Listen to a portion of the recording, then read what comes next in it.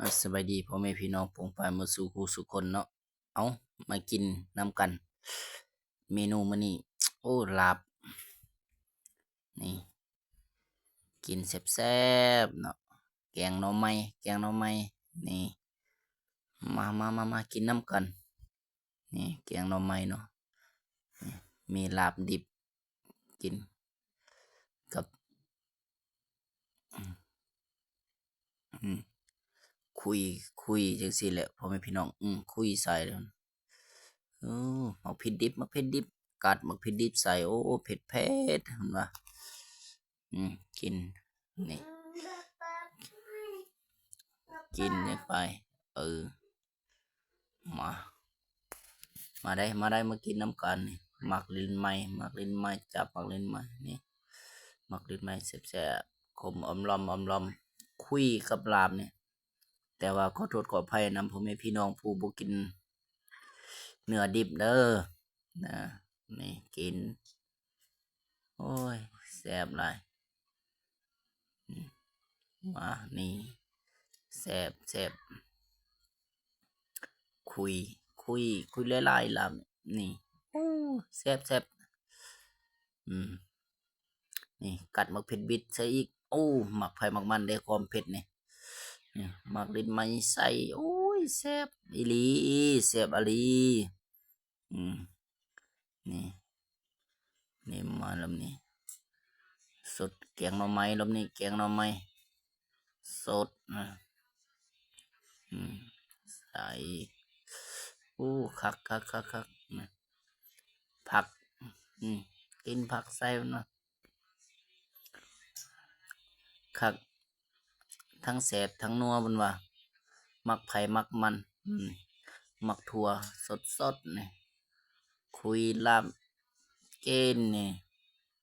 มาเด้อพ่อแม่พี่น้องเฮาอืมนี่นี่คมผู้ใดมักคมเนาะโอ้ยุงก็มากัดซ้ำนั่นมะเขือนี่มะเขือปลูกแคมบานนี่โอ้เริ่มเผ็ดแล้วเนาะนี่มะเขือปลูกหน้าบ้านเนาะโอ้กินกับครอบครัวมันว่านี่กินคุยเอาเด้อขอโทษขออภัยพ่อแม่พี่น้องเฮาเด้อบ่ได้ใส่บ่วงนี่เอามือคุยเอารถน่ะพักแว่นคุยแล้วโอ้กินกับแกงหน่อไม้เมนูเฮาบ่มีหยังหลายมื้อนี้อยู่กับครอบครัวกินกับครอบครัวสำบายนี่ปุ่นนี่หมักถั่วสดหมักถั่วคุยญาติกินกับเมียได้เด้เมียก็คุยพุ่นน่ะโอ้พุ่นเอาจังได๋ล่ะผักนอกให้ผักนอกบ่แม่นผักนอกผักแว่นเอามือคุยเลยอ่าอืมแซ่บมือคุยใส่รถเพิ่นว่าคักหลายแซ่บอีหลีเอาสดรอบนี้นะมาเด้อผู้ใดกินข้าวแรงแกงง่ายมาซุ่มน้ำเดียวนี่กินน้ำเดียวนี่กินรอบนี้โอ้ลาบดิบคุยหลายบ่ได้แล้วลืมเผ็ดแล้วเอาหมักลิ้นไม้นี่ต้องหมดทรงฝักแล้วเนี่ยทรงมากแล้วหมักลิ้นไม้นี่อืมอืมกินแบบแซ่บๆเนาะนี่หากอีกหมักเผ็ดนี่ยังบ่เผ็ดตื้มบ่ซั่นอืมคุยแล้วเนี่ยคุยกินคักคุยนี่หมักลิ้นไม้ใส่เนี่ยโอ้ยขมอำลำเนาะพ่อแม่พี่น้องเฮาคักหลายเพิ่นว่าอาหารบ้านนอกบ้านนาเฮากินแบบบ้านนอกกินแบบพอเพียงเนาะนี่ คุยเลยคุยเลยนี่ตัดข่าวดิคุยโอ้แสบอีหลีแสบอีหลีเพิ่นว่าคักอืมโอ้มะเขือนี่ยังบ่หมดอีกโอ้เฮ็ดคำใหญ่ๆโลดมะเขือน่ะอืมอืมอ้าวสงสัยจะเริ่มเผ็ดแล้วอืมพายแล้วนี่นะโสดแกงหน่อไม้นี่เข้ากับบรรยากาศฝนตกลิ้นอืมโสดนี่แกงหน่อไม้เป็นตาแซ่บอีหลีเพิ่นว่า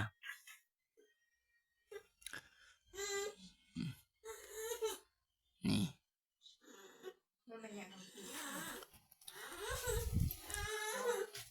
พายกินแซ่บๆมันนะ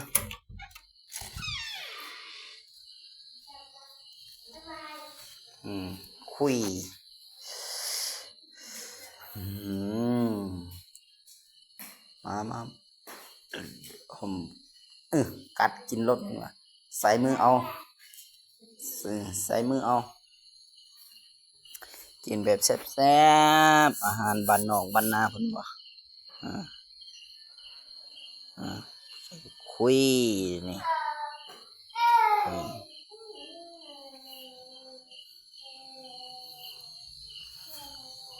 อืมเริ่มแล้วอืมจังหวะนี้คือสิอิ่มแล้วในจังหวะนี้นะเบิ่งคือสิอิ่มแล้วเนาะพ่อแม่พี่น้องเฮาอืมแต่ว่าลาบก็ยังเหลือหลายหน้องใหม่ก็ยังเหลือหลายคนสองคนกินเนาะนี่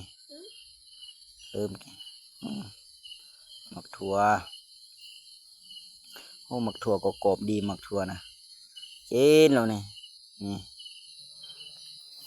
คุยอีกคุยอีกอืมเอา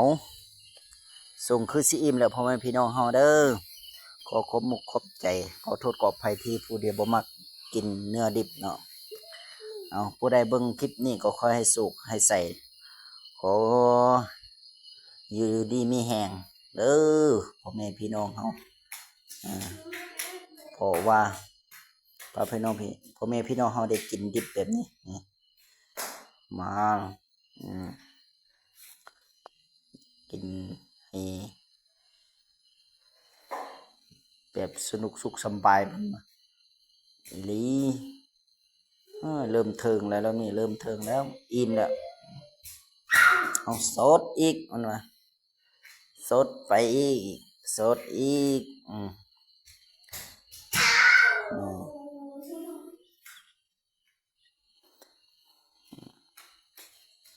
เริ่มครึ่งแล้วเริ่มครึ่งแล้วอืม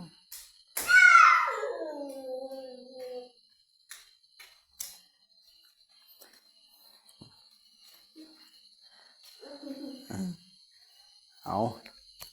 คุยหน้าคุยหลังแล้วรอบนี้เนาะคุยหน้าคุยหลังแล้ว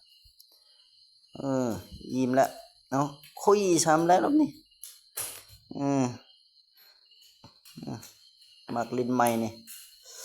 มักหลายมักได้มักลิ้นใหม่แบบจีเมื่อกินดิบ